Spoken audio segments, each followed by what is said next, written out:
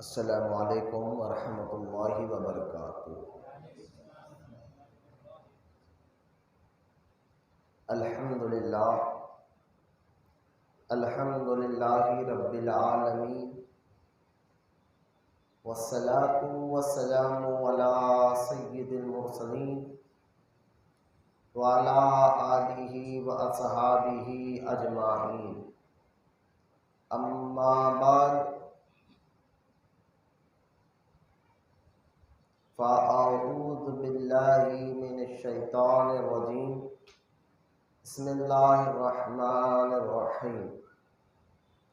قد افلح من تزکیٰ، آمنت باللہ صدق اللہ العلی العظیم، وقال اللہ تعالی فی شان حبیبہ الکریم، ان اللہ وملائکتہ یصلون علی النبی یا ایھا الذین آمنوا صلوا علیہ وسلموا تسلیما۔ اللہم صل علی سیدنا و مولانا محمد معدن الجود والکرم وعلی آلہ وبارک وسلم، صلاۃ و سلام علیک یا رسول اللہ صلی اللہ تعالی علیہ وآلہ وصحبہ وسلم۔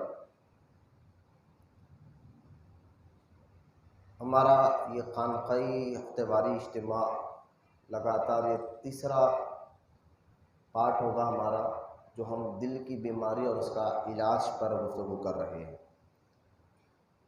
دل کی صفائی کتنی ضروری ہے، اس پر بھی کافی ڈیٹیل سے ہم نے بات کی، اور اس کی بیماریاں کیا ہے۔ تو گزشتہ اتوار میں نے آپ کے سامنے دو بیماریوں کا ذکر کیا تھا، ایک ہے کفر اور ایک ہے شرک۔ تو لہٰذا اس بیماری کا علاج کلمہ طیبہ ہے، لا الہ الا اللہ محمد رسول اللہ۔ اس پر اللہ پر یقین رکھنا اور حضور سے سچی محبت کرنا۔ تو انشاءاللہ یہ دو چیزیں آپ کے دل میں رہیں گے تو کفر اور شرک آپ سے کبھی نہیں ہوگا انشاءاللہ۔ تو اور بھی اس کی باتیں ہیں جو مولانا سید شاہ عبید اللہ قادری المعروف آصف پاشا صاحب، جو سجادہ نشین ہے عیدی بازار کی بارگاہ حضرت سیدنا شجاع الدین شاہ قادری رحمۃ اللہ تعالیٰ علیہ کی، انہوں نے ایک بہت بہترین کتاب لکھی، دل کی بیماری اور اس کا علاج۔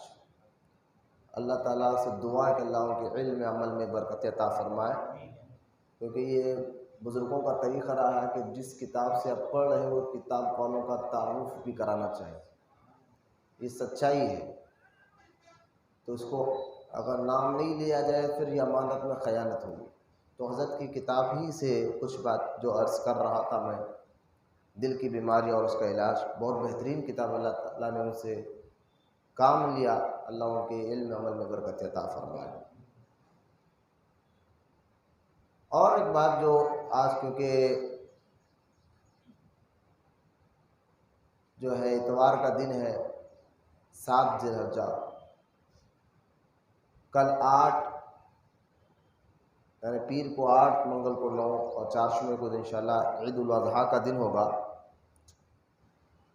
تو میں چاہتا ہوں کہ میں گزشتہ اتوار میں نے آپ کے سامنے یہ بات بتائی تھی کہ اللہ تعالیٰ یہ شروع کے جو 10 دن ہیں اس کی قسم یاد فرماتا ہے۔ 10 راتوں کی اللہ تعالیٰ نے قرآن پاک میں قسم کو یاد کیا، اور 10 راتیں تفسیر میں آیا ہے وہ ذی الحجہ جو ابھی یہ چل رہے ہیں، 10 راتیں ہیں۔ اس سے اندازہ کر لینا چاہیے کہ یہ شروع کے 10 دن، ورنہ یہ پورا مہینہ ہی مقدس ہے۔ یہ 4 مہینے جو ہے نا، تھوڑا جلدی آ جایا کرو بیٹا، 10:30 بجے 11:45 کو نکل جاؤ گھر سے، 11:30 کی نواب کی طرح اٹھیں گے آئیں گے، نہیں چلتا ایسا۔ تو لہٰذا یہ جو 4 مہینے ہیں اس کی اہمیت جو قرآن پاک میں بھی اللہ تعالیٰ نے بیان فرمایا کہ 4 مہینے اللہ تعالیٰ کے یہاں بڑے عزت والے اور حرمت والے ہیں۔ ان 4 مہینوں میں سے ایک مہینہ ذی القعدہ کا ہے جو گزر چکا، جس کو ہم بندہ نواز کا مہینہ کہتے ہیں۔ دوسرا مہینہ ذی الحجہ کا ہے جو یہ چل رہا ہے، اور تیسرا مہینہ محرم کا جو انشاءاللہ آئے گا، اور چوتھا رجب کا مہینہ ہے۔ یہ 4 مہینے ایسے تھے، ذرا غور سے سنیں میری بات کو، ان 4 مہینوں میں یعنی اسلام کا یعنی ابھی اسلام آیا نہیں تھا، اس سے پہلے بھی یہ 4 مہینوں کی عزت تھی، یعنی کفار اور مشرکین ان مہینوں کی عزت کرتے تھے۔ ابھی اسلام آنے کے بعد تو اور یہ مہینوں کی اہمیت میں بڑھایا گیا، لیکن سنو غور سے آپ کیا کیسی عزت کرتے تھے کفار اور مشرکین، کہ یہ 4 مہینوں میں وہ لوگ لڑائی جھگڑے نہیں کرتے تھے۔ کفار میں مومنین کی بات نہیں، کفار اور مشرکین کی بات بتا رہا ہوں۔ یہ اتنا ادب کرتے تھے 4 مہینوں کا، ذی القعدہ، ذی الحجہ، محرم اور رجب کا مہینہ، اتنا ادب کرتے تھے، اس میں لڑائی جھگڑا کرنے کو اپنے آپ پر وہ لوگ حرام کر لیا تھا۔ یہاں تک کہ اگر کوئی، جبکہ عرب کی جہالت اگر آپ تاریخ پڑھ کر دیکھیں، راستے میں اگر پیر لمبا کر کر کوئی بیٹھا اور دوسرا آدمی کہا کہ پیر خرید لو، علماء نے لکھا اپنی کتابوں میں، بس اتنی بات پہ لڑائی ہو جاتی، اور وہ لڑائی خاندان بہ خاندان چلتے رہے، صرف اتنی بات پر کہ پیر کو خرید کیوں نہیں کیا۔ اس بات پر اس کا بیٹا، پھر اس کا بیٹا، اس کا خاندان، یہ بھڑ جاتے تھے۔ جہالت ایسی تھی، لیکن اتنی خطرناک جہالت رکھنے کے باوجود بھی وہ محرم کے مہینے میں، حج کے مہینے میں، بندہ نماز کے مہینے میں، رجب کے مہینے میں لڑائی نہیں کرتے تھے۔ اس سے اندازہ کریں کہ کتنا یہ اہمیت والے مہینے تو ان کے نزدیک بھی، کہ وہ اس کی اتنی عزت کرتے تھے۔ لیکن آج تعجب ہے کہ آج ایسے مہینوں میں بھی لڑائی جھگڑے، قتل غارت گری رک نہیں رہی، وہ بھی مسلمانوں کے اندر۔ تو یقیناً پھر مسلمانوں کی رسوائی تو ہونا ہی ہے، کہ جن چیز کو اللہ نے عزت دی ہے تم اگر اس کی عزت نہیں کرو گے تو ذلیل تو ہم ہی ہوں گے، رسوا تو ہم ہی ہوں گے۔ تو اللہ نے ان مہینوں کی عزت دی اور اس کی عزت آپ نہیں کرو گے تو پھر حال ہمارے سامنے ہے کہ ہر جگہ ہم دھتکارے جا رہے ہیں اور زوال پہ زوال آنے جا رہے ہیں۔ تو یہ ساری باتیں سمجھنے کی ہے کہ جن چیزوں کو اللہ نے عزت دی، اگر ہم ان کی عزت کرو گے تو اللہ تعالیٰ بھی ہماری عزت کو بلند کر دے گا انشاءاللہ۔ دیکھو تو لہٰذا یہ ساری باتیں سمجھنے کے بعد آگے بڑھے۔ کل انشاءاللہ 8 تاریخ ہے، اور کل کا جو دن ہے، کل اور پرسوں، یہ 2 دن کے روزے رکھنا میں چاہتا ہوں کہ ضرور آپ رکھیں، اس کا بہت زیادہ اجر ہے۔ حضرت سیدنا عائشہ صدیقہ رضی اللہ تعالی عنہ فرماتی ہے کہ ایک شخص نے حج کا چاند دیکھ کر روزہ رکھنا شروع کیا، تو اللہ کے رسول صلی اللہ تعالی علیہ وسلم کو جب بتایا گیا کہ اس آدمی نے روزہ رکھا ہے، تو سرکار نے اس کو بلا کر پوچھا کہ تو نے روزے کیوں رکھے اس مہینے میں؟ تو وہ شخص کہنے لگا، یا رسول اللہ صلی اللہ علیہ وسلم، میرے ماں باپ آپ پر قربان ہیں۔ صحابہ کا اکثر یہ طریقہ رہتا، جب بھی صحابہ کرام حضور کی بارگاہ میں آتے، حضور ان سے کچھ پوچھتے تو یہ لفظ وہ استعمال کرتے کہ یا رسول اللہ فدا کا امی یا آبی یا رسول اللہ صلی اللہ علیہ وسلم، یا رسول اللہ ہمارے ماں باپ آپ پر قربان ہو جائے۔ اس کے بعد جواب عطا فرماتے۔ کیا ادب، کیا عشق، کیا محبت تھا صحابہ کا۔ لہٰذا وہ جواب دیتے فرمایا، یا رسول اللہ صلی اللہ علیہ وسلم، بات دراصل یہ ہے کہ چاند جیسا ہی دکھتا ہے تو یہ حج کا مہینہ شروع ہو جاتا ہے، ہم تو حج کر نہیں سکے، تو روزہ اس نیت کے ساتھ رکھ لیا اللہ کی رضا کے لیے، اور ساتھ ہی ساتھ اللہ حاجیوں کو جو ثواب دیتا ہے مجھے بھی عطا کر دے، تو اس نیت کے ساتھ میں نے یہ روزہ رکھا ہے۔ تو اللہ کے رسول صلی اللہ تعالی علیہ وسلم نے فرمایا کہ سن، ذی الحجہ کا ایک روزہ اگر تو نے رکھا اللہ کے لیے تو اس کا ثواب یہ ہے کہ 100 اونٹ اللہ کی راہ میں قربان کرنے کے۔ جو ایک بندہ 100 اونٹ اللہ کی راہ میں قربان کر رہا ہے، اس کو جو ثواب ملتا ہے وہ روزے دار کو ملتا ہے۔ 100 اونٹ اللہ کی راہ میں قربان کیے، 100 بکرے اللہ کی راہ میں قربان کیے، پھر آگے فرمایا 100 گھوڑے اللہ کی راہ میں مجاہدین کو جہاد کرنے کے لیے دیے، اس کے برابر کا اللہ تجھے ثواب عطا فرمائے گا۔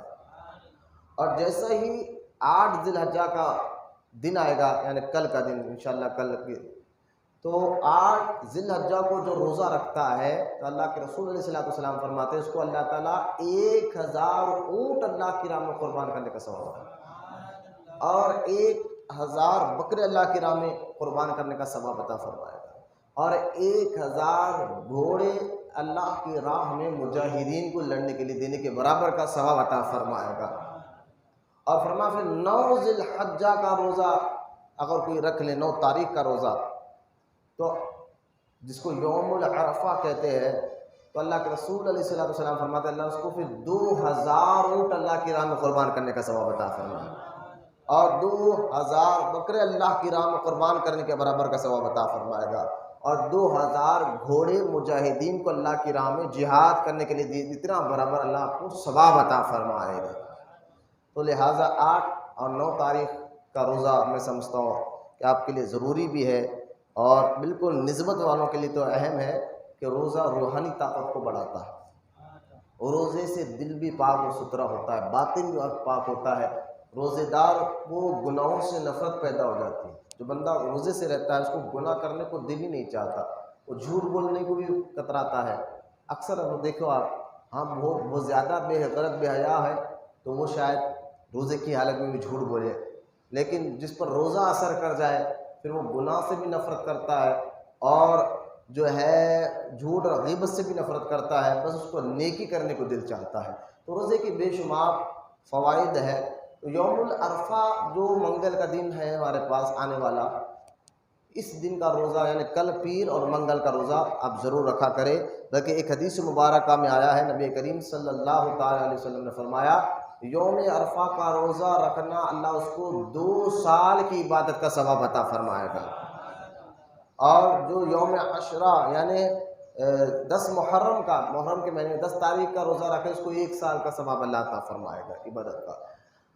یوم عرفہ جو دن ہے، عرفات کے دن سارے حاجی عرفات کے میدان میں ہوتے، دعائیں کرتے ہیں۔ ابھی یوم العرفہ جو ہے ہمارے پاس منگل کو ہے، تو یہاں باہر جو ہے پیر کو کل رہے گا یوم عرفہ۔ عرفہ کے دن ہاں حاجیوں کو روزہ رکھنے کی چھوٹ ہے، یاد رکھیں آپ۔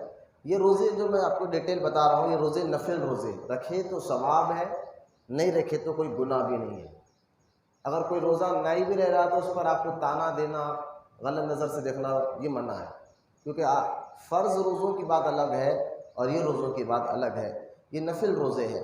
تو نفل روزہ اگر کوئی نہیں بھی رکھ رہا ہے تو آپ کو اس کو تانا دینا یا اس کو جھڑکنے کی کوئی ضرورت نہیں ہے، نہ اس کو ٹیڑھی نظر سے دیکھنا ہے، کیونکہ یہ کوئی فرض نہیں ہے۔ رکھے تو بہت اچھی بات ہے، زیادہ سے زیادہ اللہ تعالیٰ کو ثواب عطا فرمائے گا۔ لیکن حاجیوں کو عرفات کے دن روزہ رکھنے کے لیے اس لیے کیونکہ نفل ہے، اور عرفات کے میدان میں ان کو رہنا پڑتا ہے، سارا دن گزر جاتا ہے، پھر مغرب کا جیسا سورج ڈوبتا ہے تو وہاں سے نکل جاتے ہیں اور پھر مزدلفہ کے میدان میں آتے ہیں حاجی، لیکن مزدلفہ میں رات گزارتے ہیں۔ دن جو ہے عرفات کے میدان میں گزارتے ہیں جب تک سورج ڈوبتے رہتا ہے، تب وہاں سے نکلتے، مغرب جو ہے وہ مزدلفہ کے میدان میں آ کر پڑھتے، مغرب اور عشاء ملا کر پڑھتے ہیں۔ تو لہٰذا عرفات کے میدان میں ظہر اور عصر ملا کر پڑھتے ہیں، اور مزدلفہ کے میدان میں مغرب اور عشاء ملا کر پڑھتے ہیں۔ یہ طریقہ حضور نے بتایا تھا، آج تک جاری، آج بھی یہ سارے حاجی کرتے ہیں۔ تو لہٰذا عرفات کے میدان کے بارے میں ایک بات بتاتا ہوں، عرفات کا جو دن ہے اور مزدلفہ کی جو رات ہے، یہ دن اور رات شب قدر سے بھی افضل ہے حاجیوں کے لیے۔ بولے محمد صلی اللہ علیہ وسلم۔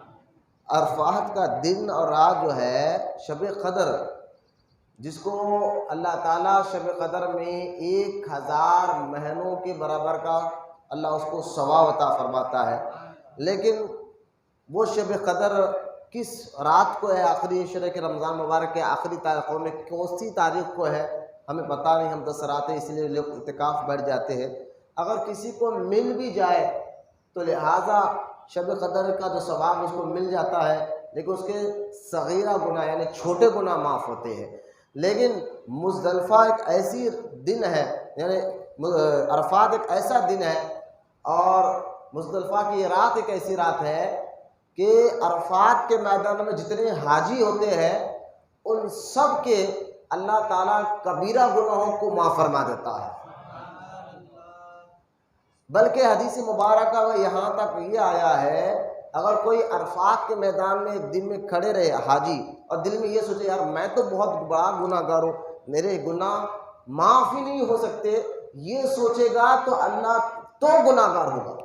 ایسا سوچنا بھی منع ہے کہ میں اتنا بڑا گناہ گار ہوں کہ آج کے دن بھی میرے گناہ معاف نہیں ہوں گے، تو ایسا سوچے گا تو یہ گناہ ہوگا، کیونکہ عرفات کا وہ دن ہے جیسا سورج ڈوبتا ہے اللہ سارے حاجیوں کے کبیرہ گناہوں کو معاف فرما دیتا ہے۔ اور مزدلفہ کی رات میں اللہ تعالیٰ جو ہے آپ کے حقوق العباد میں جو کوتاہیاں ہوئی ہے، جو آپ نے ماں باپ بیوی بچوں رشتہ داروں کے حق میں جو کوتاہیاں غلطیاں کیے ہیں جس کی وجہ سے گناہ ہے، تو لہٰذا مزدلفہ کی رات میں اللہ تعالیٰ حقوق العباد کے گناہوں کو معاف فرما دیتا ہے۔ یعنی لہٰذا یہ وہ دن اور رات اس لیے شب قدر سے افضل ہے کہ یہ دن طے ہے کہ آج کے دن معاف ہونا ہی ہونا ہے۔ اب شب قدر کس رات میں پتہ نہیں، معلوم نہیں ہو سکتا، لیکن عرفات کا دن تو ہمیں پتہ ہے کہ یہ عرفات کا دن ہے، رات تو ہمیں پتہ ہے کہ یہ مزدلفہ کی رات ہے، تو یہاں تو گارنٹی کے ساتھ اللہ آپ کے گناہوں کو معاف فرماتا ہے۔ لہٰذا یہ مبارک دن چل رہے تو میں نے چند باتیں، حج کا موقع ہے تو یہ باتیں آپ کے سامنے رکھ دیا ہوں کہ اللہ اگر ہمیں استطاعت دے، اللہ تعالیٰ سے دعا کہ اللہ ہمیں اگر دولت سے نوازے تو ہمیں حج کرنا چاہیے۔ حاجی حج اس پر کب فرض ہوتا ہے؟ جب ایک بندہ حج کر کر واپس آنے تک، یعنی اس کے پاس جانے کا بھی خرچہ ہو، واپس آنے کا بھی خرچہ ہو، اور پھر گھر والے جا کے آنے تک کسی کے محتاج نہ رہے، گھر کے لوگ گھر جا کے آنے تک کسی کے محتاج نہ ہونا ہے، اتنی دولت اس کے پاس ہو تو اس پر حج فرض ہو جاتا ہے۔ اب اتنی دولت رکھ کے بعد بھی اگر کوئی نہ جائے، کاروبار کا بہانہ لگائے، لڑکی کی شادی کا بہانہ لگائے، ایک بندے کو اتنی دولت ہے کہ وہ جا کر آ سکتا ہے، گھر میں کوئی بھوکا بھی نہیں مرے گا، یعنی پیسہ اتنا رکھا ہوا ہے گھر والوں کے لیے بھی، اور جا کے بھی آنے کا اتنا خرچ اس کے پاس ہے، پھر اس کو قرضہ بھی نہیں ہے، نہ اس کو کسی چیز نہیں ہے، پھر بھی وہ بہانہ لگاتے ہیں کہ نہیں بھائی ابھی جو ہے فلاں کے شادی ہو جانے دیجیے، یہ ہو جانے دیجیے۔ حدیث مبارکہ میں اللہ کے رسول صلی اللہ تعالیٰ علیہ وسلم نے فرمایا کہ جو حج کی استطاعت رکھے پھر بھی حج نہ کرے تو سرکار فرماتے ہیں وہ یہودی ہو کر مرے یا نصرانی ہو کر مرے، مجھے اس کی پرواہ نہیں ہے۔ تو لہٰذا یہ خیر ایک مسئلہ بیچ میں آ گیا تو میں نے آپ کے سامنے رکھ دیا ہے۔ آج ہمارا موضوع ٹاپک تھا دل کی بیماری اور اس کا علاج۔ اس موضوع اور اسی ٹاپک پر ہمیں گفتگو کرنا تھا جو گزشتہ 2 اتوار تو یہ تیسرا اتوار ہے، اور اس کو تیسرا پارٹ آپ ضرور لکھنا کہ یہ ہمارا دل کی صفائی پر یہ تیسرا پارٹ ہے۔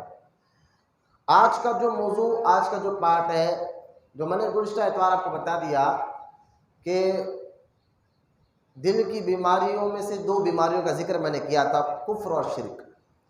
لیکن شرک ایک ایسی بیماری ہے انشاءاللہ مومن کبھی نہیں کرے گا، بولیے محبت سے مومن سے کبھی شرک نہیں ہو سکتا، کیونکہ ابو داؤد کی بھی ایک حدیث مبارکہ ہے، امام ابو داؤد نے یہ حدیث مبارکہ کو نقل فرمایا کہ اللہ کے رسول علیہ الصلوۃ والسلام نے فرمایا کہ میرے جانے کے بعد مجھے اس بات کا خوف نہیں ہے کہ تم لوگ جو ہے دنیا میں میرے جانے کے بعد جھاڑ کی یا پہاڑوں کی یعنی پتھروں کی یا جھاڑوں کی یا سورج یا چاند کی عبادت کرو گے، ایسا میری امت نہیں کرے گی۔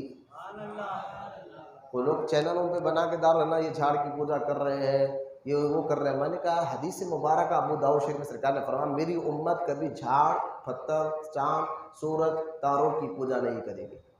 اب یہ حضور نے یہ گارنٹی دے دی، بس ہمارے لیے بس اتنا کافی ہے، اور فرمایا ہاں میرے جانے کے بعد تم دنیا کی محبت میں ڈوب جاؤ گے۔ سرکار نے یہی ضرور ارشاد فرمایا۔ تو کیونکہ آج موضوع میرا کچھ اہم ہے تو یہ ذات ذہن میں رکھے، دنیا کی محبت میں ڈوب جاؤ گے، یہ میری امت کو مجھے خوف ہے کہ میری امت میرے جانے کے بعد شرک تو نہیں کرے گی لیکن دنیا کی محبت میں ضرور ڈوب جائے گی۔ تو لہٰذا آج جو ٹاپک تیسری بیماری جو ہمیں ذکر کرنا ہے جس کی وجہ سے دل بیمار پڑتا ہے، جس کی وجہ سے بندے کو اللہ کی معرفت حاصل ہی نہیں ہو سکتی اگر وہ بیماری آپ کے اندر ہو۔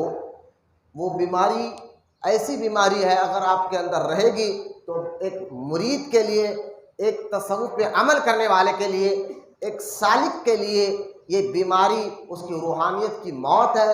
جب تک یہ بیماری اس مرید کے اندر رہے گی تو اس کے دل میں معرفت کے دروازہ نہیں کھل سکتا، اس کے دل میں اللہ تعالیٰ کا نور کی جلوہ جو ہے روشنی ظاہر نہیں ہو سکتی۔ وہ بیماری کیا ہے؟ جو دو بیماریوں کا تو ذکر کر دیا، ایک کفر ہے، ایک شرک ہے۔ شرک تو کر نہیں سکتی ہے مومن، مسلمان تو شرک نہیں کر سکتا، کفر ہو سکتا ہے۔ اور کس طرح سے ہو سکتا ہے یہ گزشتہ اتوار میں نے بڑی ڈیٹیل کے ساتھ بتا دی۔ تو لہٰذا ہمیں کیا کرنا چاہیے کہ کن باتوں سے ہمارے زبان سے نکلیں گے تو کفر ہو سکتا ہے، اس کا علم حاصل کرنا چاہیے، اس کے بارے میں معلومات حاصل کرنا چاہیے۔ مارکیٹ میں کتاب بھی ملتی ہے، جس کو اگر اردو پڑھنا آتا ہے تو کفری کلمات، یہ کتاب بھی ملتی ہے کہ کن باتوں سے کفر ہوتا ہے۔ میں نے گزشتہ اتوار اس کے 3 مثالیں دی تھی کہ غم کے وقت کوئی بندہ ایسی باتیں کر دیتا ہے جس سے وہ کافر ہو جاتا ہے، خوشی کے وقت کبھی بندہ ایسی باتیں کر دیتا ہے جس سے کافر ہو جاتا ہے، یعنی کسی کی انتقال کے وقت کوئی بندہ ایسی باتیں کر دیتا ہے جس سے وہ کافر ہو جاتا ہے، اس کو پتہ نہیں چلتا۔ اس پہ ڈیٹیل جاننے کے بعد، اس کو ساری ڈیٹیل سمجھنے کے بعد، آج جو تیسری بیماری ہے جس کا ہمیں بیماری بھی معلوم کرنا ہے اور اس کا علاج بھی معلوم کرنا ہے، اور تیسری بیماری کا نام ہے دنیا کی محبت۔ جب تک ایک مرید کے لیے، ایک سالک کے لیے یہ دنیا کی محبت اس کے دل میں رہے گی۔ اب آپ پہلے تو یہ دیکھنا ہے کہ دنیا ہے کیا۔ کسی بزرگ نے بڑی پیاری بات کر دی، بہت پیاری بات کی، کیا بیوی بچوں کو کما کے کھلانا بھی دنیا ہے، یا کام پر جانا بھی کیا دنیا ہے؟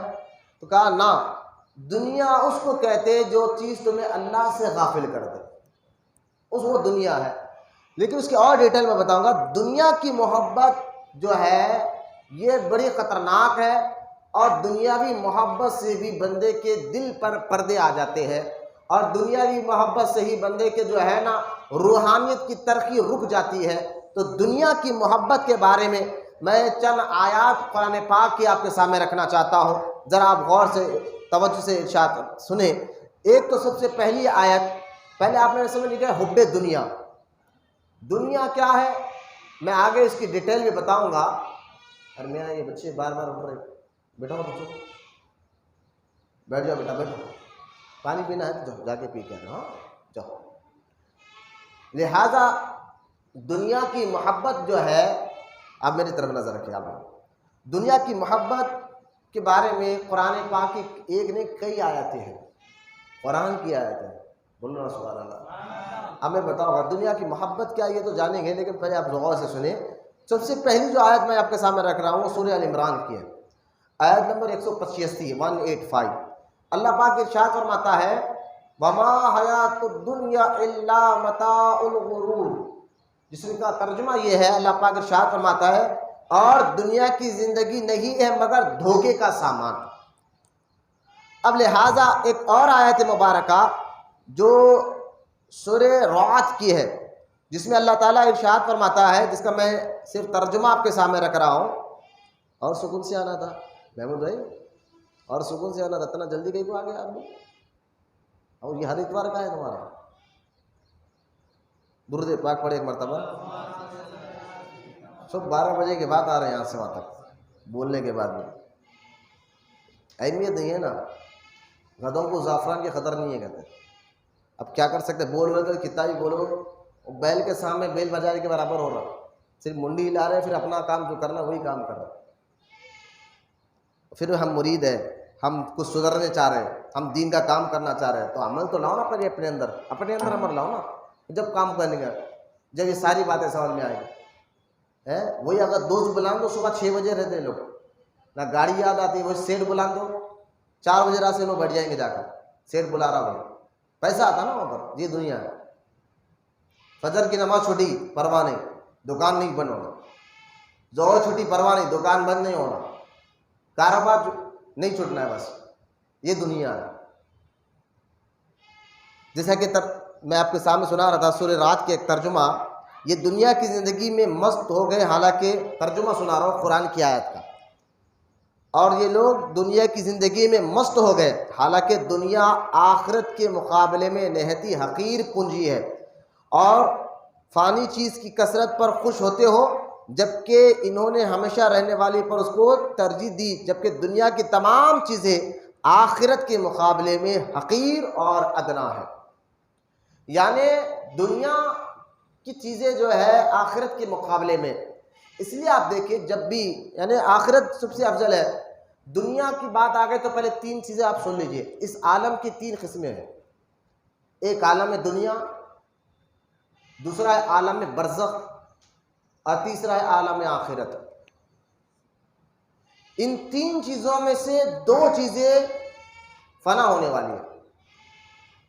عالم دنیا، دنیا تو فنا ہوگی ایک نہ ایک دن، جب تک آپ زندگی ہے آپ کی، جب تک دنیا ہے، اور اچانک موت آ جائے تو معلوم ہے وہاں سے آپ کی زندگی عالم برزخ میں چلے جاتی ہے، یعنی قبر کی زندگی۔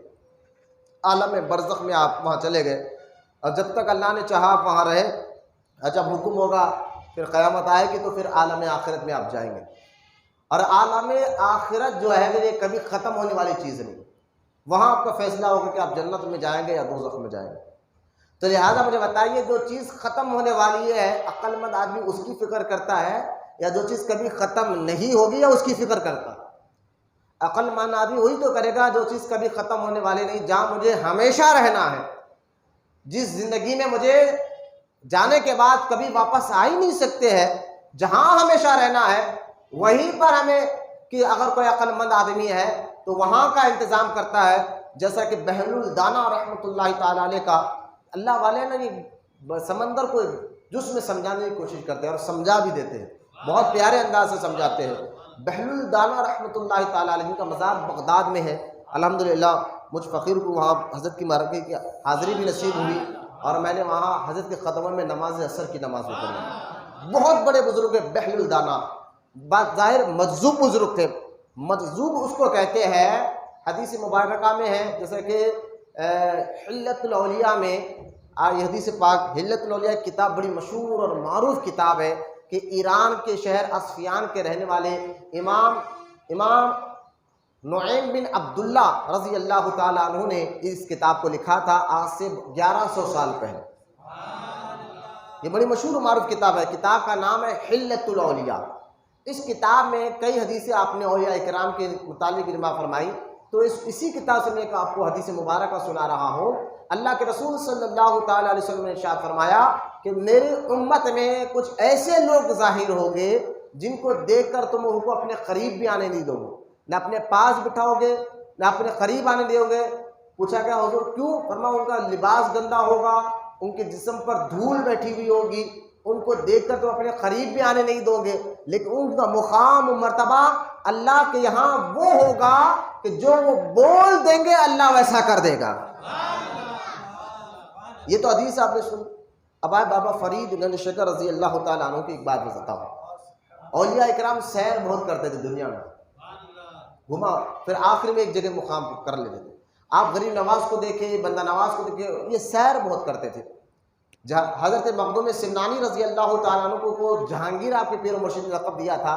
جہانگیر کا لقب بھی ہے کہ دنیا میں سیر کرنے والا، اور قرآن کا حکم بھی ہے کہ اللہ تعالیٰ نے فرمایا دنیا میں گھومو اور ہماری نشانیوں کو دیکھو۔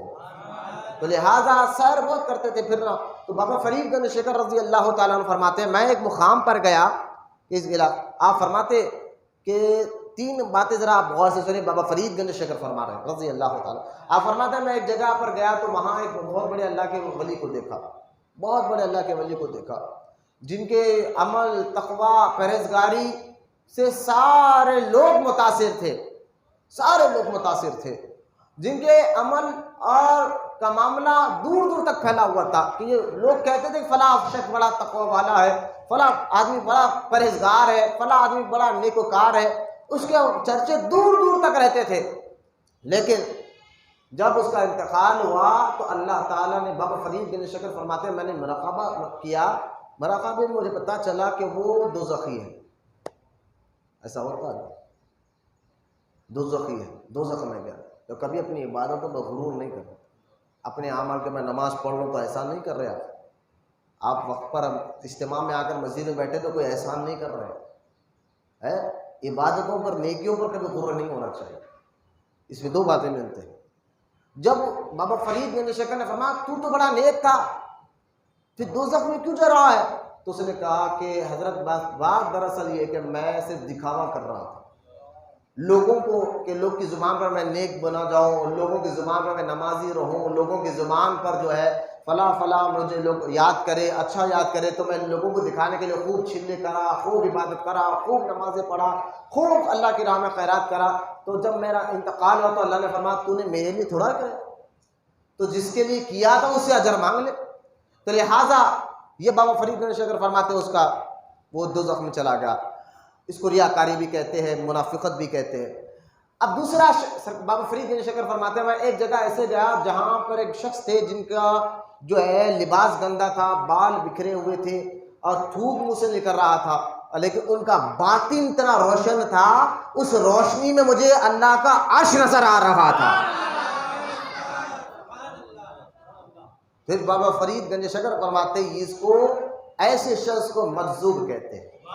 بولنا سبحان اللہ. تو ظاہر ان کا بہت خراب ہوتا ہے لیکن باطن ان کا اتنا مضبوط ہوتا ہے. اصل میں بات دراصل یہ ہے روح ان پر غالب آ جاتی ہے.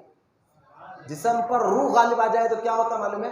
مجھے بتا، میں آپ کو سمجھانے کی کوشش کرتا ہوں. جیسا کہ جسم کو روح چلاتی ہے، جسم کو ذرا غور سے، جسم کو روح چلاتی ہے. اور بھئی اگر آپ مر جائے نا، آپ کے جسم سے روح نکل جائے تو آپ مردہ ہے. یہ ہاتھ یہ پیر جو ہل رہے ہیں، جو آپ کی آنکھیں دیکھ رہے ہیں، یہ روح ہے جو آپ کے اندر سے جھانک رہی ہے. اگر روح ہی نکل جائے تو آپ دیکھ سکتے، روح نکل جائے تو سن نہیں سکتے بظاہر طور پر. لہذا روح آپ کو چلاتی ہے. جس طرح جسم کو روح چلاتی ہے اسی طرح روح کو نفس چلاتا ہے. جسم کو روح چلاتی ہے اور روح کو نفس چلاتا ہے. اور اولیاء اکرام اس اعلیٰ مقام پر ہوتے ہیں کہ جیتے جی اپنے نفس امبارہ کو قتل کر کر وہ نفس مطمئنہ بلکہ نفس راضیہ کے مقام پر پہنچے ہوئے ہوتے ہیں. یہ بات یاد رکھیں آپ. یعنی وہ کسی نے کیا خوب کہا، زندگی پہ مرنے والے زندگی میں مر کے دیکھ، سب تماشے کر کے دیکھا، یہ بھی تماشا کر کے دیکھ. تو خیر یہ اولیاء اکرام کا مقام ہوتا ہے. تو ان پر جب وہ نفس کو ختم کر دیتے تو روح کے جسم پر غالب آ جاتی ہے. جیسا کہ آپ اس کو اور آسان کر کر میں آپ کو بتاتا ہوں. غوث اعظم دستگیر رضی اللہ تعالیٰ عنہ سے جب پوچھا گیا آپ کی مشہور کرامت کے بارے میں کہ اے عبد القادر جیلانی، رمضان کا مبارک مہینے میں ایک ہی وقت میں آپ 70 لوگوں کی جگہ گئے کیسا؟ 70 مریدوں کے گھر میں ایک ہی دن میں 70 مریدوں کے گھر میں غوث اعظم نے روزہ کھولا. 70 مرید آپس میں کہنے لگے کہ کل ہمارے پاس کھولا، ہمارے پاس کھولا. جب مدرسہ میں جا کر معلوم کیا تو پتا چلا کہ مدرسے والوں نے کہا کہ غوث اعظم نے تو کل مدرسے ہی میں روزہ کھولا، کل باہر ہی نہیں نکلے. تو کسی نے پوچھا غوث پاک سے رضی اللہ تعالیٰ عنہ یہ ہوا کیسا؟ تو غوث اعظم نے کہا خوب فرما سنو، تمہاری روح جو ہے، تمہاری خواہشات تمہارے نفس کے آگے دبی ہوئی ہے. تمہاری روح تمہارے خواہشات کے آگے دبی ہوئی ہے، دنیاوی خواہشات کے آگے دبی ہوئی ہے. غوث اعظم فرماتے ہیں کہ میں نے اپنی روح ہی کو اپنا سوار بنا لیا ہے. تو لہٰذا اگر دنیا کی محبت نکلی گی تو ساری باتیں آپ کو سمجھ میں آئیں گے. تو لہٰذا مجذوب اس کو کہتے ہیں جن کی روح جسم پر غالب آ جاتی ہے. تو بظاہر دکھنے میں وہ لوگ دیوانے نظر آتے ہیں لیکن 24 گھنٹوں کا رابطہ رب سے ہوتا ہے. غوث اعظم سے پوچھا گیا کہ یا غوث اعظم فلاں آدمی نماز نہیں پڑھتا اور مجذوب ہے، تو غوث اعظم نے فرمایا خاموش رہو، وہ 24 گھنٹے اللہ کی عبادت میں رہتا ہے، تمہیں کیا معلوم ہے وہ کیا ہے. تو مجذوب کے بارے میں تو بابا فرید گنج شکر فرماتے ہیں پھر میں ایک اور جگہ گیا جہاں پر ایسے شخص کو دیکھا جس کا ظاہر بھی شریعت کے مطابق تھا اور باطن بھی شریعت کے مطابق تھا. ان کو سالک کہتے ہیں، ان کو مشائخ کہتے ہیں، ان کو صوفی کہتے ہیں. تو خیر مجذوب ایک قسم کے بزرگ ہوتے ہیں جو دکھنے میں بظاہر اچھا. دیکھیں آج ہر دیوانے کو آپ مجذوب نہیں سمجھ، اس کی بھی ایک پہچان بتاتا ہوں. بعض لوگ کہتے ہیں درود پڑھنے سے وہ پلٹ کر دیکھتے ہیں.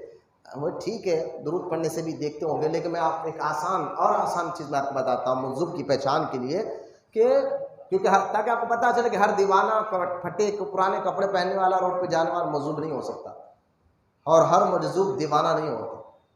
ہر دیوانہ مجذوب نہیں ہوتا، ہر مجذوب دیوانہ نہیں ہوتا. دیوانے کو سارا جہاں دیکھتا ہے، دیوانہ خدا جانے کہاں دیکھتا ہے۔ تو مجذوب کی ایک اور آسان سی میں پہچان بتاتا ہوں کہ تاکہ آپ کو پتہ چلے کہ ہر روڈ پہ چلنے والا پٹے پرانے کپڑے پہن کر 12 لمبے کر ہم کہتے ہیں مجذوب ہے، ایسا نہ۔ اس کی پہچان یہ ہوگی کہ وہ برسوں نہائے گا نہیں تو وہ بھی اس کے جسم سے بو نہیں آتی۔ ہمارا ہے کہ ہم 2-3 دن نہیں نہاؤ تو جسم سے پسینے کی بو آتی ہے، لیکن مجذوب کو آپ کبھی غور کر کے نہ، وہ برسوں نہاتا نہیں لیکن پھر بھی ان کے جسم سے بدبو نہیں آتی۔ یہ موضوع کی ایک اہم پہچان میں آپ کو سامنے رکھ رہا تھا۔ تو بہل الدانہ رحمۃ اللہ تعالیٰ علیہ، سارے طریقت میں کہا جاتا ہے کہ یہ مجذوبوں کے سردار ہیں۔ آج بھی اگر کسی مجذوب بزرگ کے پاس ٹھہر کر ان کا نام لیا جائے تو سارے مجذوب بزرگ کی روح ادب سے کھڑ جاتی ہے۔ بہل الدانہ کا یہ مقام ہے مجذوب بزرگوں میں، تو لہٰذا بغداد میں ان کی مزار مبارک ہے۔ مجذوب تھے، اللہ اللہ کرتے ایک جگہ بیٹھے تھے، بادشاہ کی سواری جا رہی تھی۔ بادشاہ نے کہا صبح اٹھ کے کھڑے، مجھے دیکھ کر یہ کیوں نہیں کھڑا؟ لوگوں نے کہا حضور یہ دیوانے ہیں۔ کہا دیوانے ہیں تو کیا ہوا، میری رعایا میں رہتا ہے، میرے علاقے میں رہتا ہے تو اس کو اٹھنا چاہیے، کھڑنا چاہیے۔ کہا حضور یہ دیوانہ آدمی آپ کو کیا ادب کرے گا؟ کہا ان کو بلا کر رہا ہوں، بہل الدانہ کو بلا کر رہا۔ ورنہ بادشاہ نے، میں جا رہا تھا تو کھڑے کیوں نہیں رہے؟ تو بزرگ کہنے لگے بہل الدانہ میں تو ڈیوٹی میں تھا، میں اپنی ڈیوٹی پہ تھا۔ بولے کس چیز کی ڈیوٹی؟ بولے بادشاہ کی ڈیوٹی کر رہا تھا۔ بولے میں یہاں کا بادشاہ ہوں، میں نے کب کون سا کام دیا تجھے؟ کام میں سارے کائنات کی بادشاہ کی ڈیوٹی میں تھا۔ اب بادشاہ نے کہا یہ تو ہمارے علاقے کا سب سے بڑا پاگل آدمی ہے، دیوانہ آدمی ہے۔ اس کے ہاتھ میں لکڑی دے دیا، کہا یہ لکڑی پکڑ لو۔ موجود ہاتھ میں لکڑی لے لیا اور لوگوں میں اعلان کر دیا بادشاہ نے، یہ ہمارے علاقے میں اگر سب سے بڑا دیوانہ اگر کوئی ہے تو یہ دیوانہ بہل الدانہ ہے۔ اب یہ لکڑی ہاتھ میں لیے چلے گئے بہل الدانہ۔ اب چند دن گزرے، یہ خبر مشہور ہو گئی کہ بادشاہ بہت زیادہ بیمار ہے، کبھی بھی ان کا انتقال ہو سکتا ہے۔ اب جب کبھی بھی انتقال ہو سکتا ہے تو بہل الدانہ رحمۃ اللہ تعالیٰ علیہ ملنے کے لیے چلے گئے محل میں۔ اب آپ کو معلوم ہے عام آدمی تو مل نہیں سکتا بادشاہوں سے، اور جو دکھنے میں دیوانہ نظر آ رہا تو اس کو لوگ کم ملنے دیں۔ خیر بڑی منت و سمانت کے بعد، بڑی کوشش کے بعد بادشاہ کے پاس جانے کا آپ کو موقع ملا۔ بہل الدانہ رحمۃ اللہ تعالیٰ علیہ نے جب دیکھا، بادشاہ نے جب ان کو دیکھا تو بہل الدانہ نے فرمایا بادشاہ پہچانا مجھے کون ہے؟ تو وہ کہنے لگا ہاں ہاں میں پہچانتا ہوں، تو ہمارے علاقے کا سب سے بڑا دیوانہ آدمی ہے۔ تو بہل الدانہ نے فرمایا بادشاہ ایک بات بتاؤ۔ انہوں نے فرمایا کہ جب تم شکار کو جایا کرتے تھے اپنے محل سے نکل کر، کتنے دن کے لیے جائے؟ بولے 3 مہینے کے لیے، کبھی 4 مہینے کے لیے، کبھی 2 مہینے کے لیے جایا کرتا تھا۔ اچھا جتنے دن کے لیے آپ جایا کرتے تھے وہاں اتنے دن کے لیے تم سامان ساتھ لے جاتے تھے؟ اور میں ہاں 2 مہینے کے لیے جا رہا ہوں تو 2 مہینے کا سامان ساتھ ہوتا، راشن کھانا کپڑے جو بھی ہے ساتھ ہوتا۔ 2 مہینے کے لیے جاؤ، 3 مہینے کے لیے جاؤ تو وہاں سامان ختم ہوتا، میں واپس آ جاتا۔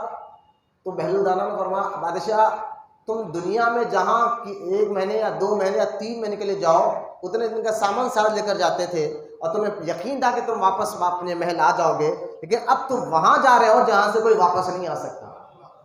اب وہاں کے لیے تمہیں کیا سامان لے کر جا رہے ہو، کیا نیکی کر رہے ہو؟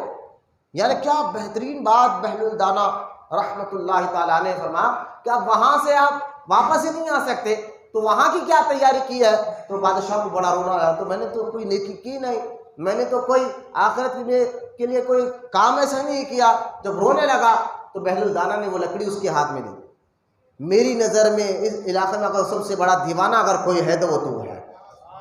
تو لہٰذا دنیا کی محبت میں رہ کر اچھا کمانا، اچھا گھر، اگر اسی کو آپ سب کو سمجھ رہے ہیں تو لوگ آج کہہ رہے ہیں جس کے پاس بلڈنگ ہو، جس کے پاس پیسہ ہو تو یہ بڑا شیانہ آدمی ہے۔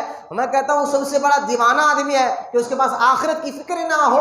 اس لیے آپ غوث اعظم کے تمام خطبے دیکھ لیں، خواجہ بندہ نواز کے خطبے دیکھ لیں، خواجہ غریب نواز کے سارے بیانات کی کتابیں، تقریریں آپ دیکھ لیں، آپ زیادہ تر غوث اعظم ہو، غریب نواز ہو، بندہ نواز ہو، نظام الدین اولیاء، زیادہ تر اپنے ملفوظات میں، اپنی تقریروں میں اپنے مریدوں کو آخرت کی فکر پہنچاتے تھے، کیونکہ یہ تجربہ ہے، بندے کی سوچ ہی اس کا عادت بن کر باہر نکلتی ہے۔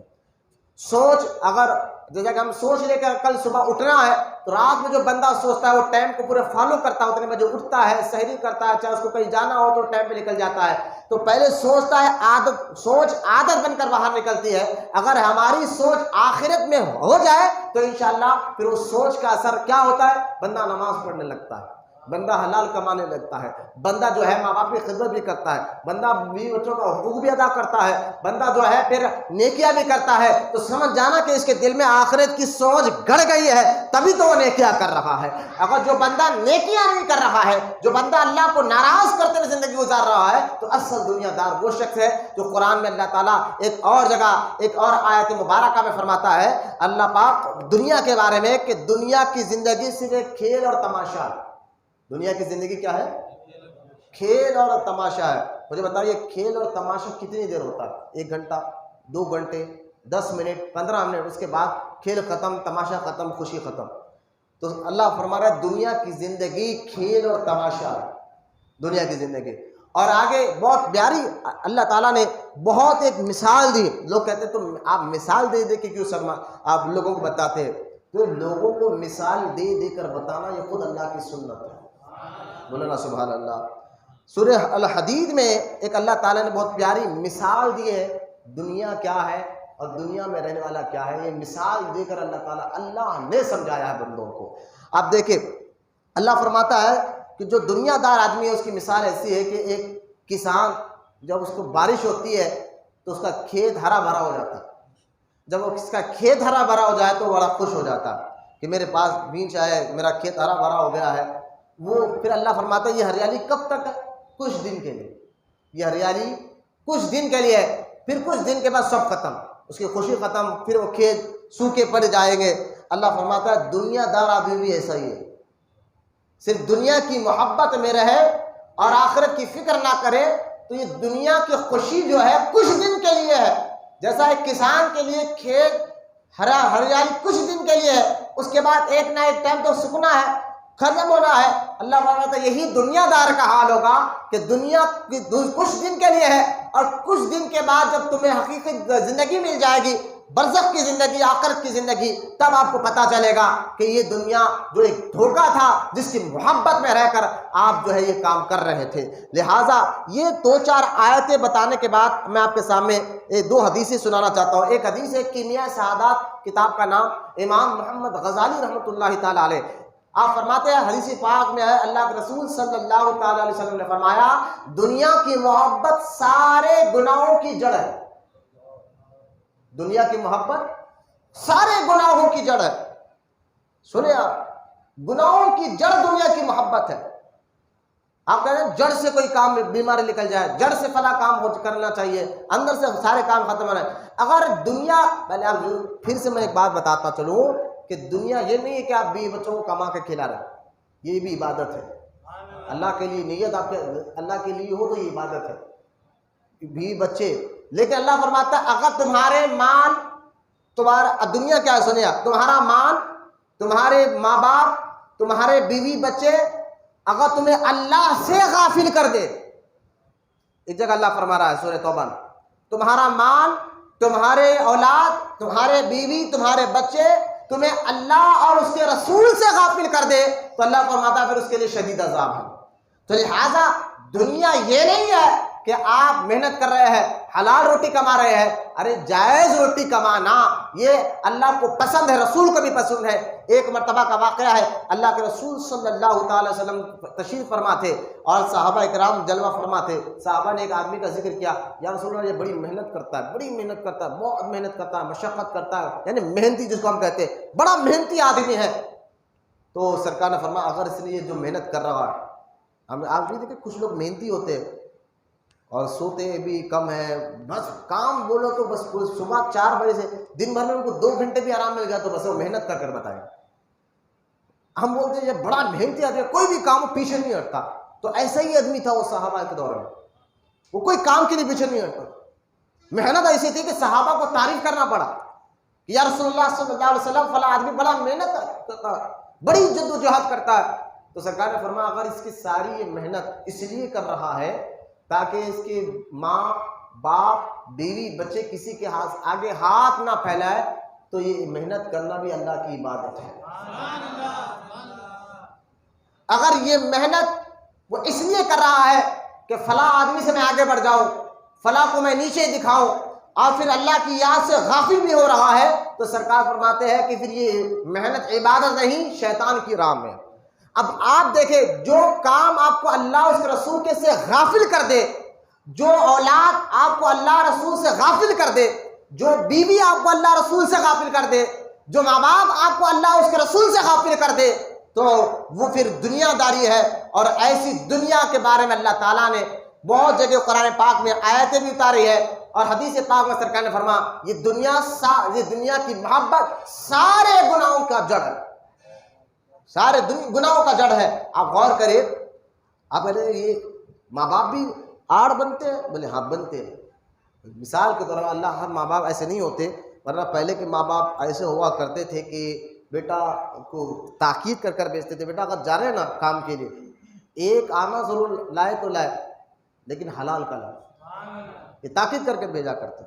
لیکن اب کیا ہے، خواہشات، کوئی بیوی ایسی مل رہی ہے کہ ہم کو اتنے خواہشات شوہر پر دباؤ ڈال رہی ہے کہ یہ کرو یہ کرو، یہ ہم میک اپ کا سامان ہونا ہے، یہ ہونا ہے، وہ ماں باپ ایسے خواہشات ظاہر کر رہے ہیں۔ اب وہ ایسا دور چل رہا ہے، عجیب دور چل رہا ہے، ماں باپ خود جو ہے دین کے حال میں بولے ابھی تو تیری نوجوانی ہے، ابھی نمازیں پڑھنے کے لیے بہت وقت ہے، پہلے ہم جوان ہیں میاں، جوانی میں کام کرو، بعد میں آخر میں بڑھاپے میں عبادت کرو۔ یہ کس نے آپ کو یہ ذہن دیا؟ کس نے آپ کو یہ مزاج دے دی؟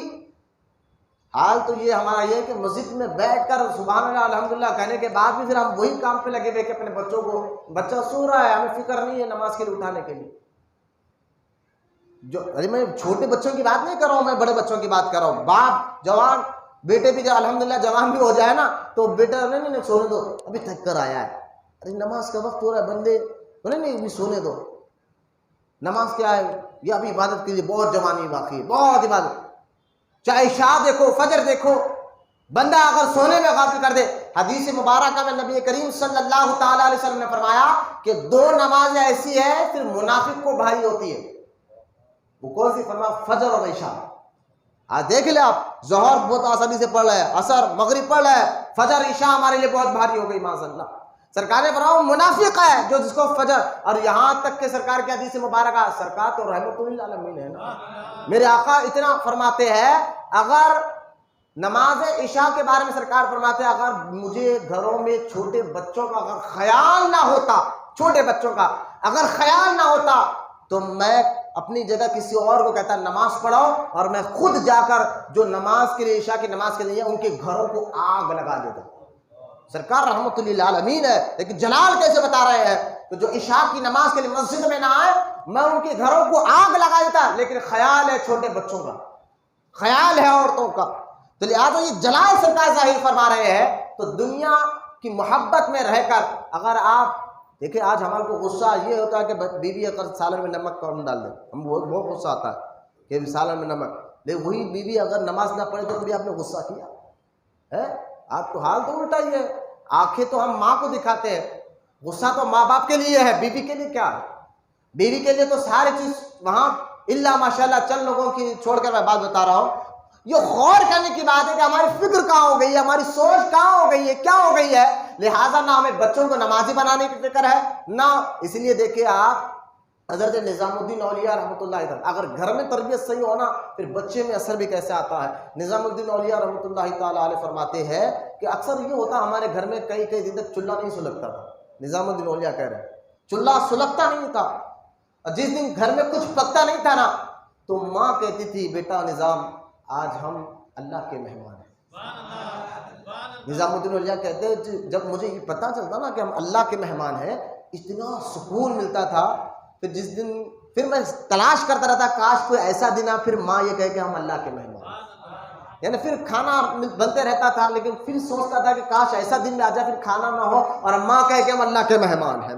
تو ماں اگر ماں باپ نمازی ہو، ماں باپ تقویٰ والے ہو، ماں باپ پرہیزگار ہو تو اولاد پر بھی اثر پڑتا ہے، لیکن ماحول گھر سے ہی بگڑا ہوا ہے۔ میں آپ دیکھیں حضرت ابراہیم علیہ السلام کی سیرت پر دیکھیں، خود قرآن کی کئی آیتیں ہیں، اللہ تعالیٰ خود ارشاد فرما رہا ہے اے ایمان والو اپنے آپ کو اور اپنے اولاد اپنے گھر والوں کو دوزخ کی آگ سے بچاؤ۔ لہٰذا ہمیں کرنا تو یہ چاہیے تھا تبلیغ اپنے گھر سے شروع کرے، اپنے آپ میں انقلاب پیدا کرے۔ یہ صرف سبحان اللہ بولنے کا وقت نہیں ہے، آج اپنے آپ کو عمل پریکٹیکل طور پر عمل کرنے کا بھی وقت ہے۔ اگر واقعی آپ کے دلوں میں اللہ رسول سے محبت ہے تو آپ اپنے بچوں کو نمازی بھی بنائیں گے انشاءاللہ، اپنے گھروں میں دینی ماحول پیدا کرنے کی کوشش بھی شروع کر دیں گے۔ اللہ قرآن میں فرماتا ہے تو میری راہ میں کوشش تو کر دے، ہم تیرے راہ کے آسان کرنا ہماری ذمہ داری ہے۔ راستوں کی مشکلوں کو ہٹانا یہ رب کی ذمہ داری ہے، آپ کوشش کر دیں۔ بھائی اتنے سال ہوا آپ سنیں گی ماں، اتنے سال ہوا آپ سنیں گی بیوی، آپ کوشش کریں۔ اللہ قرآن میں فرمایا تم کوشش کرو، میں تمہاری مشکلوں کو دور فرماؤں گا، میں تمہارے پیچیدگیوں کو آسان کرتا نظر آؤں گا۔ تو لہٰذا دنیا کی محبت، اس لیے آپ دیکھیں یعنی دنیا کیمیائے سعادت کی جو حدیث میں نے سنائی، اور ایک حدیث مبارکہ ہے، ایک مرتبہ اللہ کے رسول صلی اللہ تعالی وسلم جا رہے تھے، صحابہ بھی ساتھ تھے، ایک مردہ بکری پڑی ہوئی تھی، حدیث پاک میں آتا ہے مردہ بکری پڑی ہوئی تھی۔ سرکار نے فرمایا یہ بکری کی کوئی قیمت ہے اپنے مالک کے نزدیک؟ صحابہ نے کہا حضور اس کے مالک کے نزدیک سے بکری کوئی قیمت نہیں ہے، تبھی تو اس نے روڈ پر پھینک دیا، باہر پھینک دیا۔ تو سرکار نے فرمایا یہ جو مردہ بکری کی قیمت اپنے مالک، جس طرح اس مردہ بکری کی قیمت اپنے مالک کے یہاں کوئی ہے ہی نہیں، اسی طرح اللہ تعالیٰ کے یہاں یہ دنیا کی کوئی قیمت نہیں ہے، بلکہ اللہ تعالیٰ کے نزدیک جو ہے دنیا اس مردہ بکری سے بھی بیکار ہے، مردہ بکری سے بھی زیادہ خبر۔ اس لیے ایک اور حدیث پاک میں سرکار نے فرمایا اگر اللہ کو دنیا سے مکھی کے پر کے برابر بھی محبت ہوتی تو اللہ تعالیٰ پھر اس دنیا میں کافروں کو پانی تک پینے نہیں دیتا۔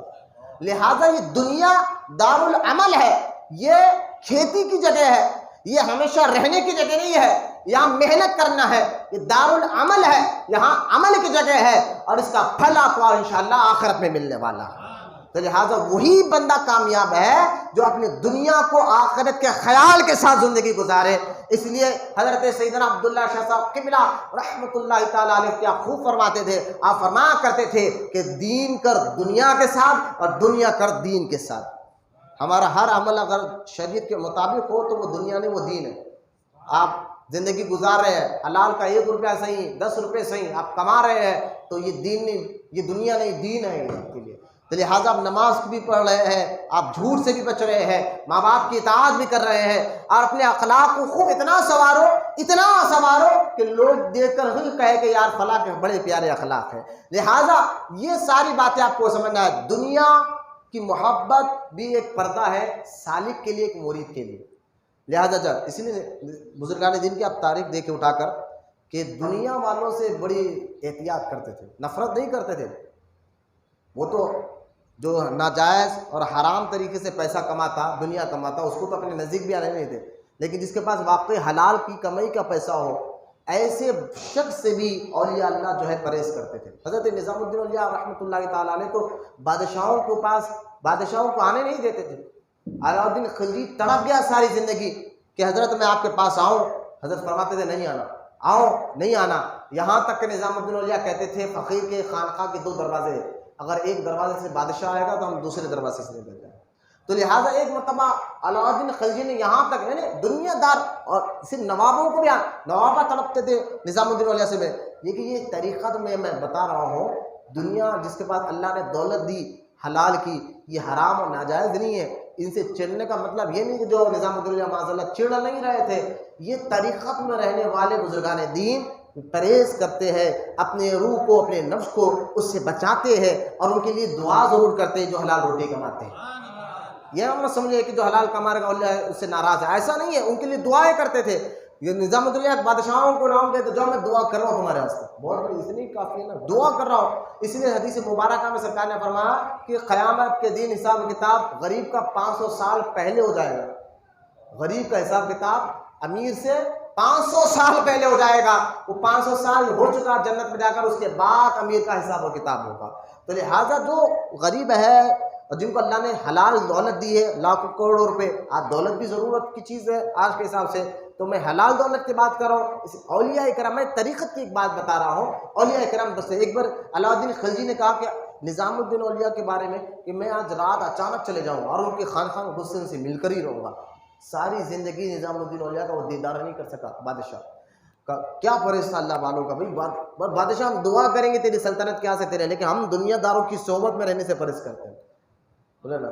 اسی لیے دیکھیں جو بزرگان دین ہیں نا اولیاء کرام، جس کھانے میں ان کو شک بھی ہوتا وہ کھانا بھی نہیں کھاتا، شک والی چیز کہ یہ حرام کا ہے یہ حلال کا، شک بھی ہوتا تو اس میں بھی آپ احتیاط کرتے تھے. جیسا کہ دیکھیے ایک بزرگ ہے, ان کو جیل میں ڈال دیا گیا, تو لہٰذا روزانہ ان کی بہن آتی اور روٹی دیتی. 40 دن تک وہ جیل میں رہے کسی وجہ سے, کیونکہ نہا کے جیلوں میں ڈالنا کہ اولیاء کرام گئے ہیں, تو 40 دن تک وہ آپ کی بہن آتی روٹی دیتی.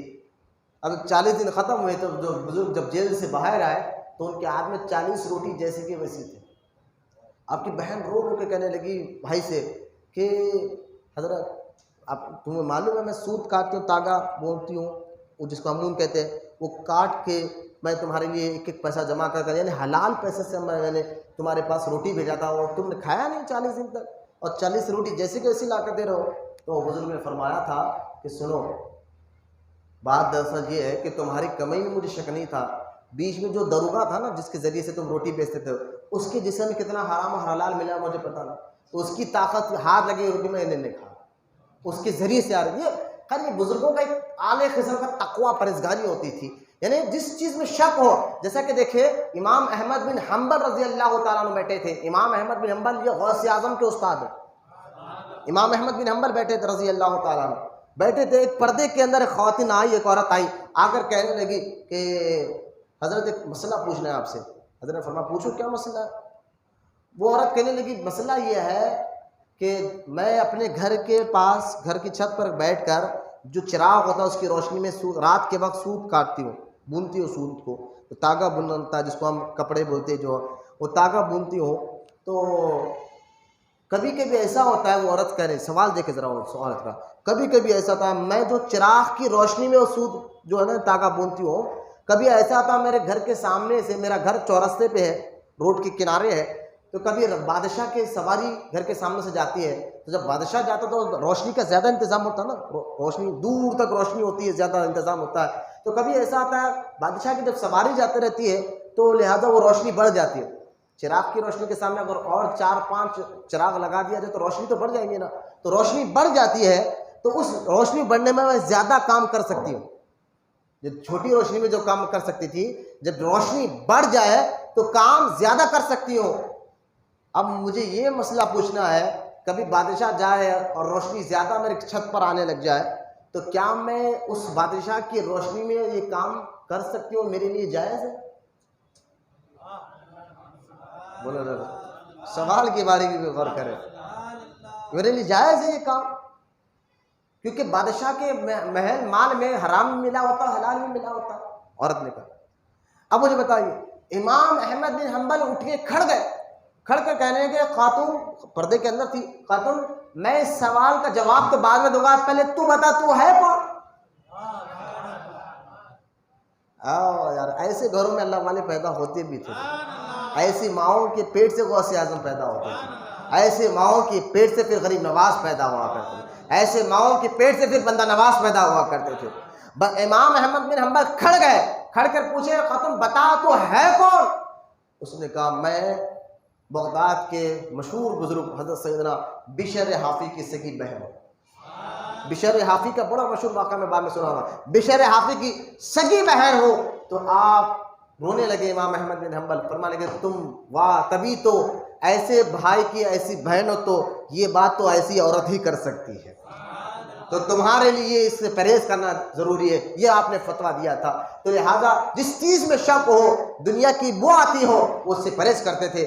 اس لیے نظام الدین اولیاء جب بڑے بڑے بزرگوں کا طریقہ, وہ دنیا کے لوگوں کو اپنی صحبت میں بیٹھنے نہیں دیتے. وہ کہتے تھے, اسی لیے لکھا اپنی کتابوں میں اپنے ملفوظات میں کہ ایک مرید کے لیے دنیا دار کی صحبت میں بیٹھنا زہر قاتل ہے. ایک مرید کے لیے, میں یہ تصوف کی بات بتا رہا ہوں, پھر میری بات کو کوئی غلط نہ لے کہ میں کسی کے پاس کروڑوں روپے ہو, بلڈنگ ہو, تو میں اس کو حرام یا غلط نہیں بول رہا ہوں. حلال روٹی کے لیے حلال پیسہ ہو جائز ہے, لیکن ایک بتا رہا ہوں پرہیزگاری تقویٰ ایک مرید کے لیے کیا کرنا چاہیے. اسی لیے فرمایا کرتے دنیا کی دار کی محبت میں بیٹھا.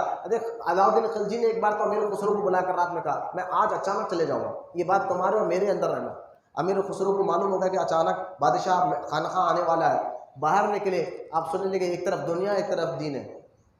امیر خسرو اگر بول دوں گا تو بادشاہ ناراض ہوگا, نہیں بولوں گا تو پیر ناراض ہوگا, لہذا ادھر بادشاہ ناراض ہوگا تو دنیا چلی جائے گی, یعنی سیٹ چلے جائے گی, پیر ناراض ہوگا تو پھر آخرت چلے جائیں گے. تو امیر خسرو نے کہا میں دنیا سے بہتر آخرت کو لیتا ہوں. یہ سوچ کر امیر خسرو نے اپنے پیر نظام الدین اولیاء کو کہا کہ حضور اچانک آج رات آپ کے سامنے بادشاہ آنے والا ہے. آپ اسی رات اسی وقت جو ہے اپنے خانقاہ سے نکل گئے اور بابا فرید کے مزار کی زیارت کے لیے چلے گئے. لہٰذا ایسے کئی واقعات ہیں بزرگان دین کے جنہوں نے دنیا کے. اب یہ دنیا کیا ہے میں نے یہ بتایا. جو چیز آپ کو اللہ سے غافل کر دے وہ دنیا. جو چیز آپ کو اب کن چیزوں سے اب اللہ سے غافل ہو رہے ہیں؟ نماز آپ سے چھوٹ رہی ہے, شریعت آپ سے چھوٹ رہی ہے, وہ کون سی چیزیں آپ یہ غور کرتے جائیں. ایک ہی جملہ, جو چیز اللہ اور اس کے رسول سے آپ کو غافل کر دے وہ آپ کے لیے دنیا ہے. اب چاہے بیوی بچے ایسی خواہش کرے کہ آپ کو دن رات جھوٹ بول کر ناجائز طریقے سے جو ہے پیسہ کمانا پڑ رہا ہو تاکہ بیوی بچوں کی خواہش پوری کر دے تو دنیا ہے.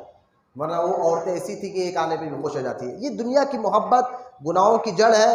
دنیا کی محبت بزرگان دین نے اس سے بچ کر بچا ہے. اس ساری باتیں سمجھنے کے بعد اس کا علاج بتا کر میں بات ختم کر رہا ہوں. انشاءاللہ ہمارے کافی دن کے بعد حضرت بھی نعت خواں تشریف لائے ہیں. ان سے پھر نعت کے 3 اشعار سن کر میں ذکر پڑے گا انشاءاللہ, کیونکہ کافی دن کے بعد آئے تو ان سے بھی سن لے گئے. اب یہ دنیا کے بارے میں نے چند آیتیں, چند حدیثیں اور بزرگان دین کے قول آپ کو بتایا. معلوم کیا ہوا, ایک سالک کے لیے دنیا کی محبت بھی ایک پردہ ہے یار سے ملنے کا. اب پردہ ہٹنا تو اب قرب الہی آپ پا سکتے ہیں. تو اس کا علاج کیا ہے؟ پھر اس کا علاج سن لیجیے, آخری بات, اس کا علاج موت کو یاد کرنا ہے. بولے محبت سے دنیا کی محبت کا علاج کیا ہے؟ موت کو یاد, موت کو. اس لیے دیکھیں نبی کریم صلی اللہ تعالیٰ علیہ وسلم نے فرمایا اپنے صحابہ سے کہ ساری لذتوں کو مٹانے والی چیز موت, اس کو زیادہ یاد کیا کرو. اب موت کو یاد کرنے کا مطلب یہ نہیں ہے کہ موت کی دعا مانگتے رہو. موت کی دعا مانگنا یہ جائز نہیں ہے. موت کو یاد کرنے کا حکم ہے, دعا نہیں مانگنا کہ اللہ موت دے دے. ہاں دعا جب مانگنا ہے تو امیر فاروق عمر ابن خطاب کی جیسا مانگو, اللہ موت تو آنا ہے لیکن ایسی موت دے کہ مدینہ کا شہر ہو اور تیری راہ میں شہادت والی موت ہو. حضرت فاروق اعظم کی دعا قبول ہوئی, اب مدینہ ہی میں شہید کر دیے گئے. لہٰذا ایسی دعا. لیکن موت ذرا سی تکلیف ہے, ارے موت آ گئی تو اچھا, ذرا پریشانی, ارے موت آ گئی تو اچھا, ذرا غم آ گیا تو موت آ گئی تو اچھا, یہ جائز نہیں ہے. موت کی دعا مانگنے کی اجازت نہیں ہے, لیکن موت کو یاد کرنا یہ آپ کے کئی کو صاحب سکون سے ابھی بھی عائش کی کوئی چھٹی لے لینا تھا تم دونوں میں, کہیں کو آ رہے بیٹا چپ ایک ٹائم پاس سے رسم کے لیے. میں بچے کچھ گاڑی میں بیٹھ کر اندر آ رہے تو سمجھا ان لوگوں کو اندر گاڑیاں, لیکن یہاں نیاز والے عشاء تو پیچھے کے لوگ مسجد کے ویسا بیٹھ کے نہیں آنا بولو گاڑی میں. تو لہٰذا آ رہے کہیں کو بیٹا 11:15 کو 11:30 کو 12 آ لوگ کو, اس سے اچھا چھٹی مانگو. آپ کے جملہ آ کے دیکھو 11:30 کے سے پہلے آئے گے تو اچھی بات, نہیں آئیں گے تو باہر سے میں سیدھا اللہ حافظ بول کے نکالنے والا ہوں, کوئی نہیں رہے. اتنی پورا بات ختم ہونے اب ان لوگ آتا شل رہے. کام تو ہر اتوار کو تھوڑا ہی کام رہتا ہے, ایک اتوار کام رہتا سمجھ میں آ, 2 ہر اتوار کو لوگ کام نکل جائے. اب وہ ہم لوگ بھی ہوگا حضرت تم 11:30 کو آتے جب شروع کرتے ہیں, میں بھی 11:30 کو بات ہے ہونا بول کر 11:30 کو آ رہا. حضرت نہیں رہتے نا, اور بیچارہ سید نبی صاحب وہ کا کیا ہے, وہ چلتا رہتا, میں ان کا کام کرتا. اب درد نہیں ہے نا, اب کچھ پال لینا ہے تو کچھ چیزیں کھونا بھی پڑتا. وقت کی قربانی دیا کرو, قربانی اللہ کو بہت پسند ہے. اس لیے دیکھیں یہ اسلام کا آخری مہینہ قربانی پہ ختم ہو رہا ہے, محرم کا شروع کا مہینہ قربانی پہ شروع ہو رہا ہے. تو لہٰذا ہمارا اسلامی مہینہ قربانی پہ ختم ہوتا ہے, شروع بھی قربانی سے ہوتا ہے. قربانی اللہ کو پسند ہے تو کبھی کس چیزوں کی قربانی دیا کرو, عادت تو ڈالو. قربانی دینے سے دل زندہ ہوتا ہے. وقت نکالو, وقت کی قربانی دو, تب آگے سمجھیں گے, سیکھیں گے, سمجھیں گے. یہی اپنے چالے کریں گے تو پھر کیسا, اتنا سمجھانے کے بعد بھی. الغرض دنیا کو محبت مٹانا ہے تو موت کو یاد کرنا ہے. دیکھیں آپ حضور صلی اللہ تعالیٰ علیہ وسلم فرماتے ہیں اگر میں چاہوں احد کا پہاڑ میرے لیے اللہ سونا بنا سکتا ہے. یعنی سرکار مختار کائنات ہے, چاہے تو کیا نہیں کرے. ایک حضرت عمر ابن خطاب رضی اللہ تعالیٰ عنہ ایک مرتبہ حضور سے ملنے گئے تو حضور جو ہے نا کھجور کے پتوں سے بنی ہوئی جو چادر ہوتی تھی اس پر سوا کرتے تھے, سب کھجور کے پتوں سے بنی ہوئی. جب وہ اٹھے تو سرکار کے جسم مبارک پر پورے کھجور کے پتوں کے نشان ہوتے تھے جسم مبارک پر. حضرت عمر ابن خطاب رونے لگے, بولے یا رسول اللہ صلی اللہ علیہ وسلم, آقا یہ قیصر اور کسریٰ جو کافر بادشاہ ہیں ان کے لیے تو بڑے بڑے محل ہیں, سونے کے لیے بڑے بڑے پلنگ ہیں، فلاں فلاں چیزیں ہیں، سارے آرام کی چیزیں ہیں. آپ تو حقیقی بادشاہ ہے دنیا اور آخرت کے. خالق اللہ نے آپ کو مختار کائنات بنایا، اللہ تعالیٰ نے آپ کو، لیکن پھر بھی آپ ایک کھجور کے جو ہے بچھے بنا ہوئے اس پر آرام فرما رہے ہیں. تو سرکار نے فرمایا عمر موت کو یاد کرتے رہو. یہ دنیا کی آلائشیں، دنیا کے آرام، یہ دنیا ہی میں رہیں گے، تمہیں موت کو یاد کرنا ہوگا. تو موت کی یاد سے بندے کا دل نرم پڑتا ہے، دنیا کی محبت نکلتی ہے. ارے مجھے آخرت میں دیکھنا ہے، منہ دکھانا ہے. جتنا آپ موت کو یاد کرتے رہو گے، اس لیے سیدہ عائشہ صدیقہ رضی اللہ تعالیٰ عنہ فرماتی ہے کہ تم روزانہ دن بھر میں موت کو 20 مرتبہ یاد کرو، اور جب تم مرو گے تو اللہ تعالیٰ تمہیں شہادت کا ثواب عطا فرمائے گا. تو موت کو یاد کرنا. لیکن آج کیا ہے معلوم، ہمارے گھر میں موت کا ذکر لایا تو ڈر جاتے. پہلے دور تھا، لوگ موتوں کو دیکھ کر، جنازوں کو دیکھ کر ان کے دل میں خوف آ جاتا تھا اللہ کا. وہ کئی 2-3 دن کھاتے نہیں تھے، پیتے نہیں تھے. اس لیے اس خوف کو رکھنے کے لیے پہلے دور میں کیا تھا، علماء نے فتویٰ دیا تھا کہ ذکر مت پڑھو جنازے کے ساتھ. لیکن آج اپنے ہاتھ سے دفنانے کر، اپنے ہاتھ سے قبر کھودنے والے کو یا دفنانے والے ہو، لیکن ان کے نہ نماز وہ پڑھتے ہیں، شراب کی زندگی گزار رہے. پھر کیا کام کرتے ہیں قبر کھودنے والے؟ پھر شرابی بھی ہے جناب، بے نمازی بھی ہے. تو میں نے آج سے مردے کو دفنا رہے ہیں، اپنے ہاتھ سے قبر کھود رہے ہیں، کفن بھی بیچ رہے ہیں، سب کچھ کر رہے ہیں، لیکن پھر بھی جو ہے نا دنیا کی محبت ایسی چھائی ہوئی ہے کہ موت کو دیکھتے پر بھی جو ہے نا دل نرم نہیں پڑنا. تو لہٰذا آج یہ دور آ گیا ہے، تو دل کو اگر نرم کرنا، موت کو یاد رکھنا ہے. اس لیے دیکھیں عمر بن عبدالعزیز رضی اللہ تعالیٰ عنہ جو اس امت کے پہلے مجدد تھے، پہلی صدی کے فرسٹ مجدد کا نام عمر بن عبدالعزیز رضی اللہ تعالیٰ. آپ کے دور میں ایسا دور ہو چکا تھا کہ جیسا فاروق اعظم کا دور تھا، حضرت عمر بن خطاب کے دور میں شیر اور بھیڑیا ایک جگہ، بھیڑیا اور بکری ایک جگہ پانی پی رہے تھے. اسی طرح عمر بن عبدالعزیز کا دور میں خلافت جو پہلی صدی کے اب مجدد ہے، آپ کے دور میں بھی بکری اور شیر ایک جگہ پانی پی رہے تھے. یعنی اتنا عدل انصاف آپ نے کر کے بتایا تھا. یہی عمر بن عبدالعزیز کی عادت تھی کہ روزانہ رات میں علماء کو بلاتے اور موت کے بارے میں تقریر کراتے، اور سن کر اللہ کے خوف سے خوب روتے تھے. جتنا آپ موت کو یاد کریں گے تو دنیا کی محبت کم پڑتے رہیں گے. یہ تجربہ ہے، یہ آزمایا ہوا تجربہ ہے. احادیث میں بھی سرکار نے فرمایا کہ موت کو یاد کرو، لذت کو مٹانے والی موت ہے. کلو نفس ذائقۃ الموت، جو ہر نفس کو موت کا مزہ چکھنا ہے. تو لہٰذا موت کی کثرت سے، یا موت کی یاد کی کثرت سے انشاءاللہ تعالیٰ یہ آپ کے اندر کی کدورت، آپ کے اندر کا جو ہے نا بے حسی انشاءاللہ مٹ جائیں گے. اللہ تعالیٰ سے دعا ہے اللہ ہم تمام کو کہنے سننے سے زیادہ عمل کی توفیق عطا فرمائے. آج کی جو بیماری تھی وہ دنیا کی محبت اور اس کا علاج، اس پر میں نے آپ کے سامنے ڈیٹیل کی. اللہ سے دعا ہے اللہ کہنے سننے سے زیادہ عمل کی توفیق عطا فرمائے، اور جتنے مریدین متقیدین کو ٹائم کے ساتھ، پابندی کے ساتھ آنے، دین کو سمجھنے کی توفیق عطا فرمائے، اور وقت کی پابندی کرنے کی توفیق عطا فرمائے. اللہ ہمارے ظاہر، باطن، جسم، روح، دل کو پاک بنا دے، اور ہمارے دلوں میں علم نافع کو داخل فرمائے. وما علینا الا البلاغ.